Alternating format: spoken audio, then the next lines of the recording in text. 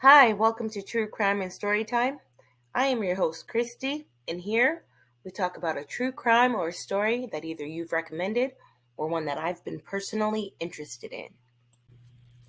Hey guys, so we are actually on episode 6, part 2 of the Darrell Brooks trial, but before I get into that, I want to address something, okay? I got a couple of comments. Now I know I'm going to get a lot of hate, and that's fine, it's okay. What's not okay is when you leave comments like this.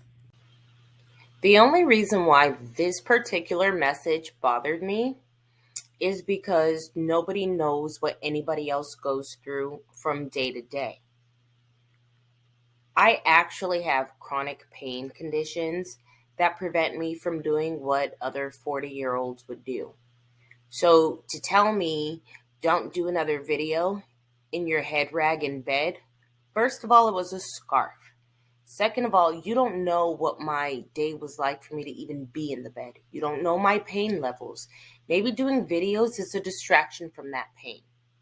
So next time, before you decide to try to call me out or anything, understand that you don't even know me. Now that we've gotten that out of the way, I know it's been a few weeks. I had most of this done. However, I'm finding I have to go back and redo a lot of it. It's just been a really rough time for me. I have had fibro flare-ups. I don't know if you guys know anything about that, but fibromyalgia flare-ups. I've had a number of family things going on. Of course, the holidays. It was Christmas, then New Year's, and then, believe it or not, January 2nd was my grandfather's birthday. So, yeah, it's just been a time already. Go 2023. I'm not sure if you guys know, but my page initially started out as me just vlogging my hair growth process. My family has been diagnosed, including myself, of course, have been diagnosed with alopecia and male pattern balding.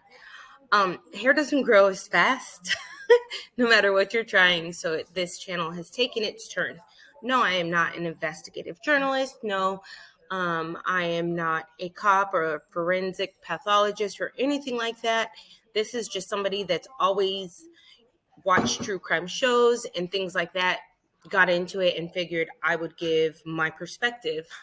If you don't like my perspective, you don't have to watch me. Just an FYI. But we are going to pick up where we left off in part 1 because we are now in episode 6, part 2 of Darrell Brooks. And it's going to pick up when he was going in with the judge. Now, I'm going to warn you that this video is not as exciting or anything like that as the last one. This is just to give some sort of perspective. And of course, I will periodically pause and do other things. Also, a lot of this is going to have me with a different background, looking different. That's the salvageable video clips I was able to save. And then I'm going to pre-record 2 more videos today and set them up to be scheduled. So if I'm looking the exact same in the next 2 videos, you guys already know why. But I've done too much talking and rambling, so we will just get right to it. So in the previous clip from part 1, they were talking about Miss Patterson being called to the stand. Well, this is Miss Patterson. You guys, this woman is my spirit animal. Look at her facial expression. She's seriously looking at Darrell Brooks like that. She goes all in with her attitude. So unlike part 1, I'm going to do my best to put all of these clips in order. There will be one clip that's going to be played last that isn't in order, but I'm doing it to set you guys up for a part 3 because, believe it or not, there will be a part 3. So if you're not happy about that, I'm sorry. If you're super invested like I was, you're going to be happy. So let's just start these clips. Advising the clerk to have the jurors brought out. And then I'll ask you, sir, to call the defense next witness. Can we address subject matter jurisdiction? It still has to be proven for the record. I decline to do so. Your objection is noted for Is the the record. audio on? Your objection is noted for the record. Is the audio on? Yes, it's on, sir. It's on. So we're not going to address subject matter jurisdiction that has yet to be proven for the record. For the record, I have addressed it. No, you haven't And proven it there's for a the written, record. and your objection's noted for the Have record. you proven subject matter jurisdiction for the record? Have you proven it? Has the prosecution proven it? Oh, okay. Email that to her and print it out. So that's a judicial determination that you don't have to answer that, Your Honor, being a public servant? I was talking to my clerk. I didn't hear what you asked. The jury's coming in. You heard what I asked. I actually did not. Come on, Your Honor. Come on now. We got to cut that out. You know you have to prove subject matter jurisdiction. You know that. You have to honor your oath of office. You know that.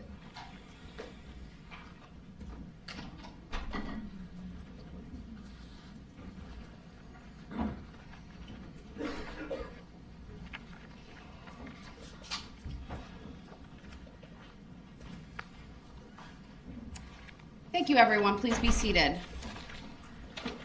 The defense may call its next witness, please. Give me 1 second. I'm trying to make sure I got the paperwork since I'm being rushed to judgment.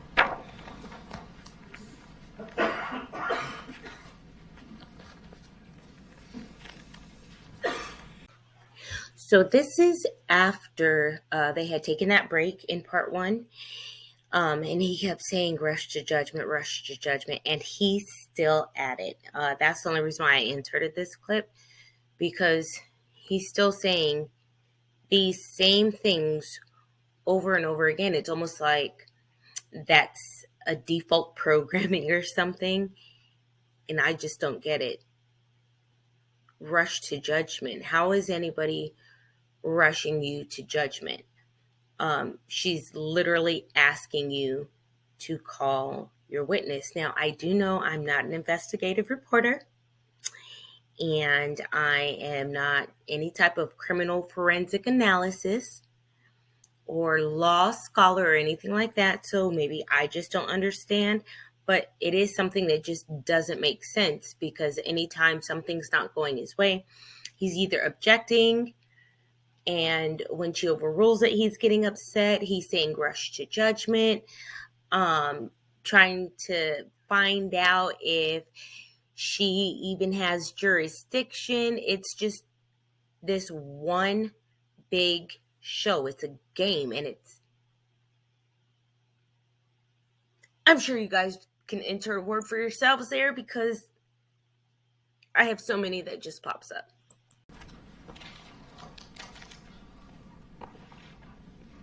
That's not right.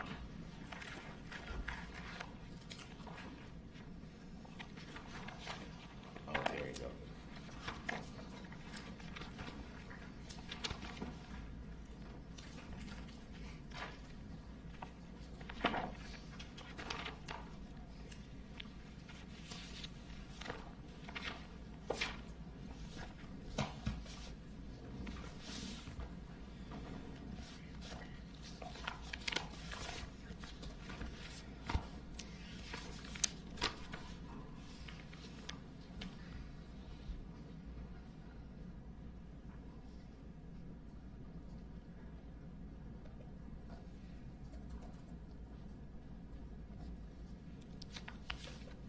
All right.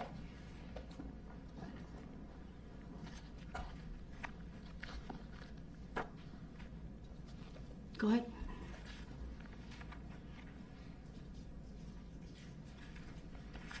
Defense calls Erica Patterson. And thank you. We'll have her brought in. Since I'm being rushed to judgment.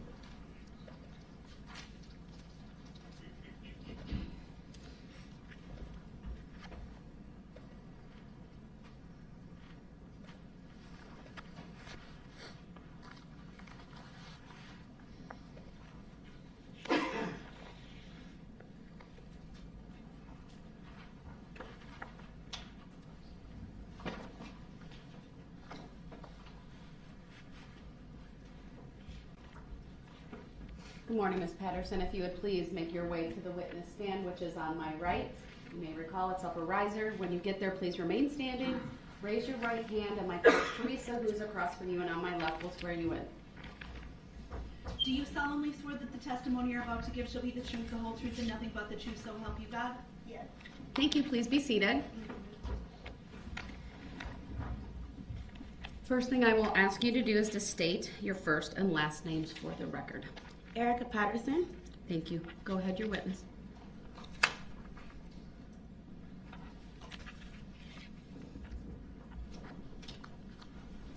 Oh, the one spelling the name?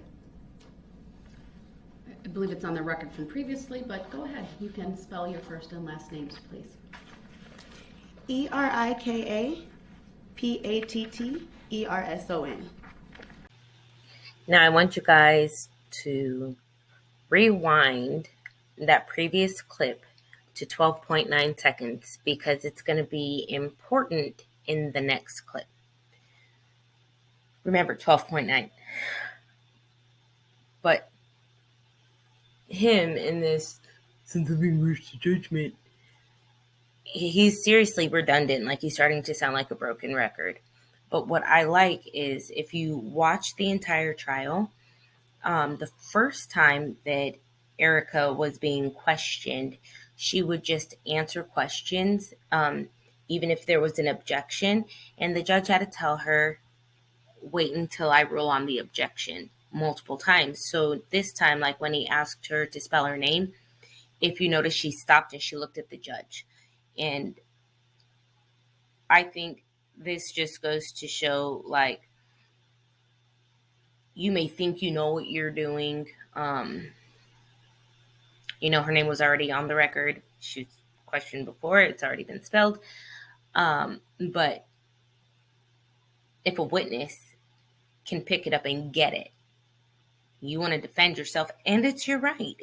I'm not saying it isn't. But even she can catch on quicker than somebody that is their attorney in fact. Or whatever you guys want to call it, because I know a lot of you are going to come in the comments, correcting me, and that's fine. That's fine. Because if I don't know something, I'm willing to learn. But this Yahoo, he hasn't even learned that repeatedly saying rush to judgment does nothing for him.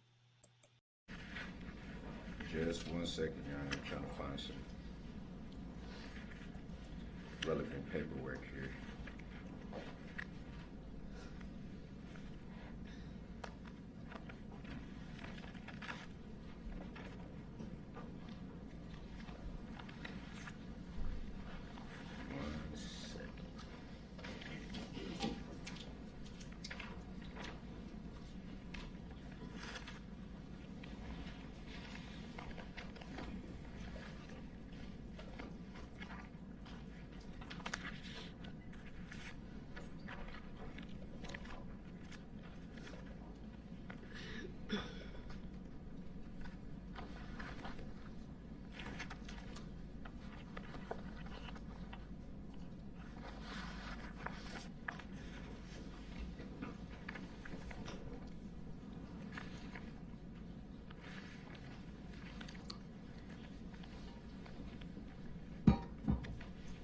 I'm sorry about that. 1 second, I'm trying to find this paperwork. Just had it on the table. When you're ready.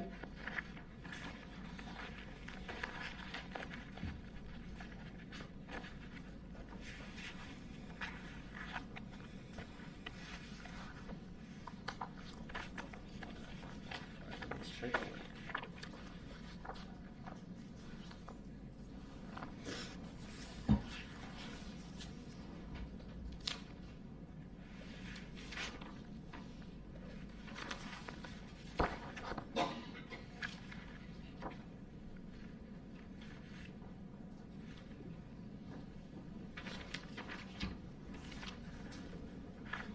Did you print that off for me? Did you email it to me? Still not here. I'm like, what's your name?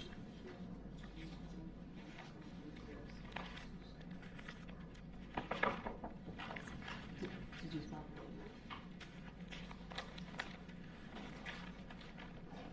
I'm just gonna start the questioning. I'm not seeming to find paperwork that I just had on the table for some reason, odd reason.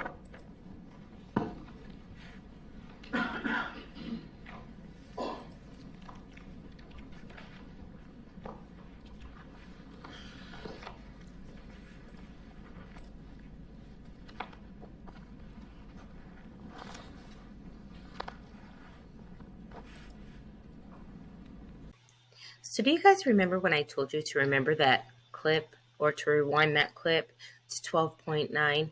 You know the part when he said, got it? Yeah.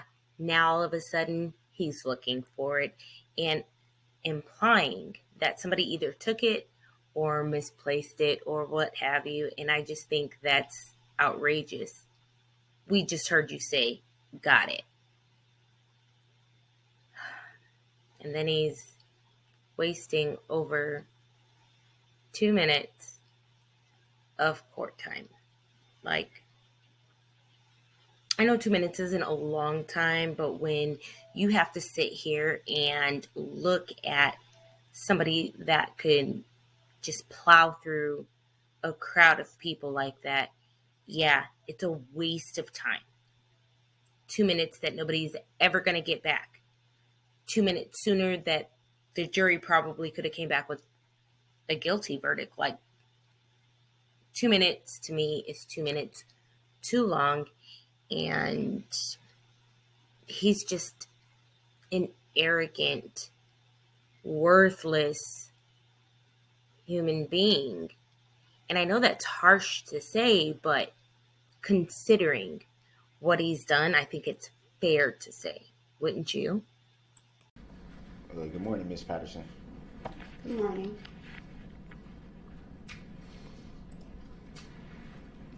So, what do you do for a living? I have my CNA certificate.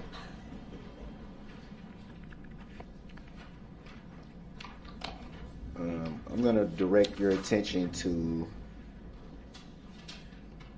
the evening of November 21st, 2021.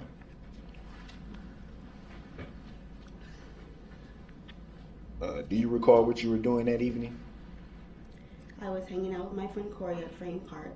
I had spoken to you, Mr. Darrell Brooks. You came out there at Frame Park and met me after Miss Corey separated from me with her friend. Me and you got into an argument. Whoa. Pursuant to the question? I am answering your question. I was referring to the judge. I was hanging out I with think Miss that kind Corey. of got a little ahead of. Mr. Brooks, just I'll let you interrupt the answer and you can ask a follow-up. I apologize. I was instructing the clerk to turn up the volume. So go ahead, ask your question. Same question? Sure. What were you doing the evening of November 21st, 2021 before linking up with the alleged defendant?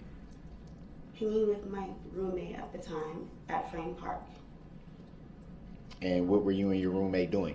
I'll object. We covered this ground during her testimony previously. Objection and grounds for, I object to that and grounds for the objection on behalf of the state.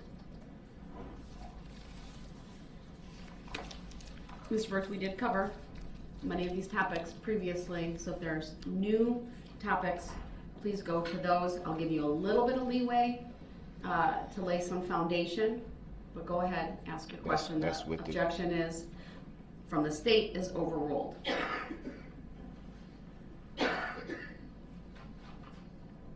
Do you remember the question? You asked me what was I doing at the park with Corey? Is that your question? Yes. We were drinking. I was drinking Mike's Hard beverage.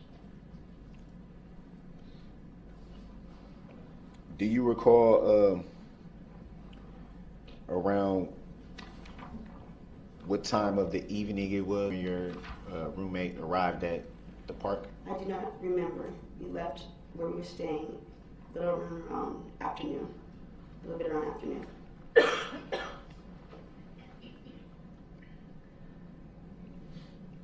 Do you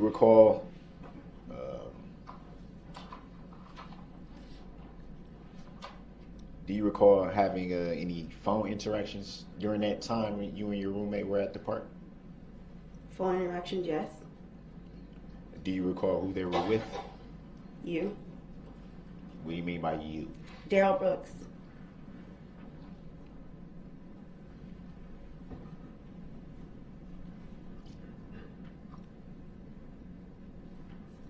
Is that usually the name you refer to the alleged defendant by? Nope.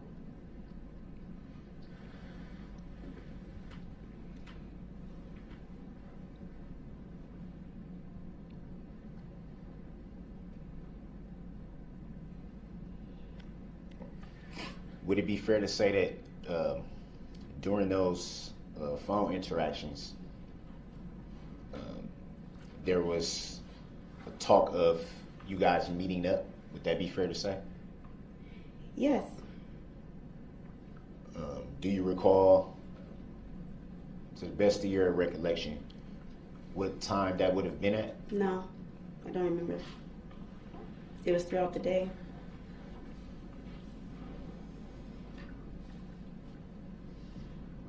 I'm sorry, are you making references to the phone conversations being throughout the day? Yes.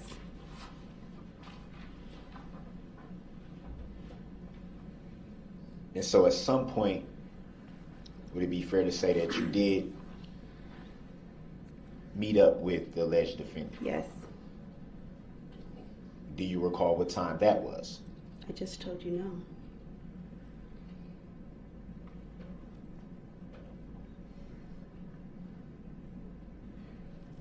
Do you recall if you were still at the park during that time or had you moved locations? Still at the park.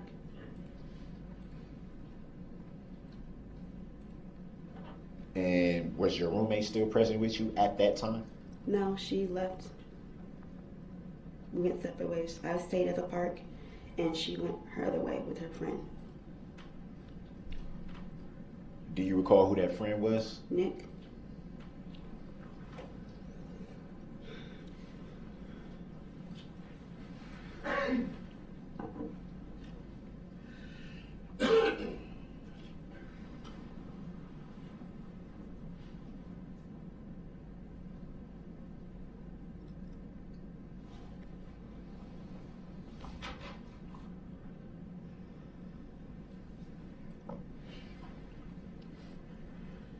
I'm assuming,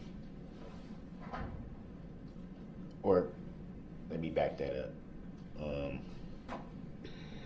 Would it be fair to say that at some point during the meetup with the alleged defendant, things got a little chaotic? That'd be fair to say? Yes.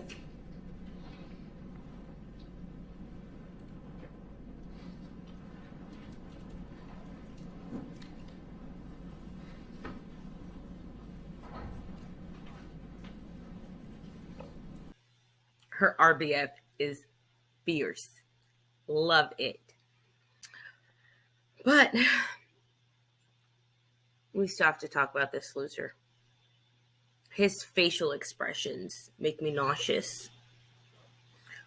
Have you guys ever listened to somebody that tried to sound intellectual, but then they sounded,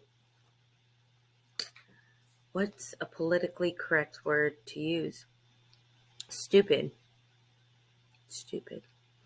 And that's kind of what's going on here. He's trying to portray this, oh, I'm a professional, and the alleged defendant. Bro, you are the defendant.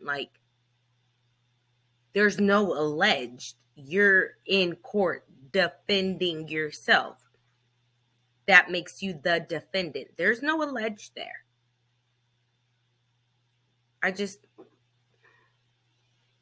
Jesus, take the wheel.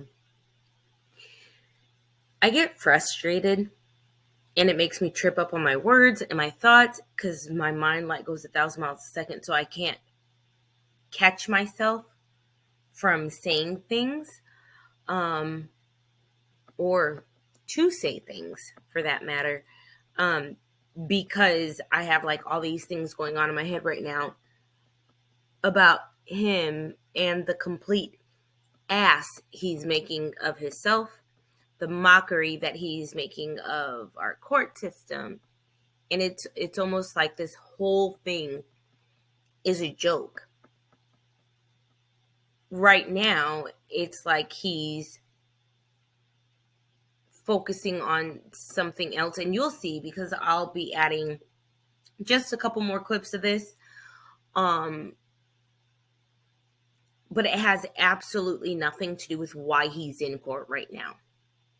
Nothing. So basically, he's saying, I want to talk about what I want to talk about. Fuck these families. Grandma, if you're watching, I am so sorry I dropped the F-bomb. This guy irks my nerves. But forget these families that are suffering or the families that lost people. This is my show. This is me time. And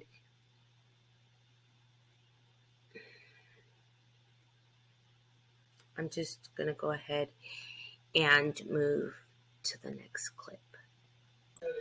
So I want to correct myself and let you guys know that he is in court for the domestic dispute with Erica Patterson the same day as the parade incident. So he is in fact talking about something that was relevant, but not the main thing, if that makes any sense. Like, I would focus more on whatever was going to get me more time, but that's just me personally. Either way, dude sound crazy. Also, I didn't want to make this video about nothing but her testimony, but remember I did tell you that there was a clip that I was going to play. And this clip is just about his reactions to things. You'll see it's as if yelling at the judge and talking over her wasn't bad enough. What he did during the questioning of another witness is just pathetic, to say the least.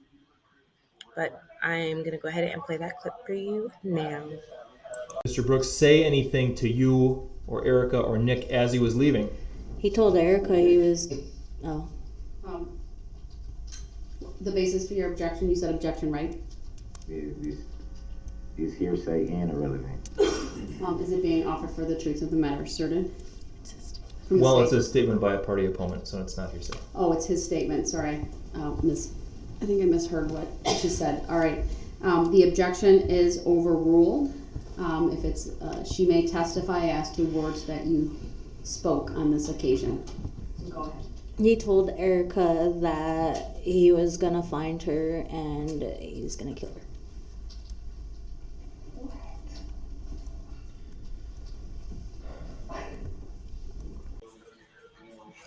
I could really kick myself. So the end of that clip, he started laughing. It cut off, so I don't know what happened. But yeah, somebody's giving testimony and, you know, you're supposed to be representing yourself and you represent yourself as a jerk, thinking that everything is a game. I honestly believe the girl, you know what I'm saying? I look at him as this pedophilic, if that's even a word, correct me if you want, I don't care, a woman abuser who will murder anybody that's in his way of his freedom, I guess. And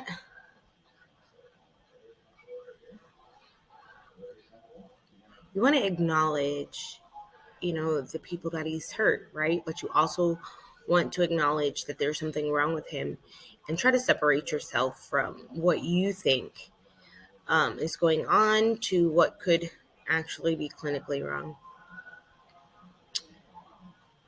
All I know is that judge is one amazing woman. Kudos to her for everything that she endured during the trial. We are done with this video. I know I told you guys it wasn't going to be as exciting. I'm sorry. But please stay tuned for part 3. And I hope to see you guys later. Bye.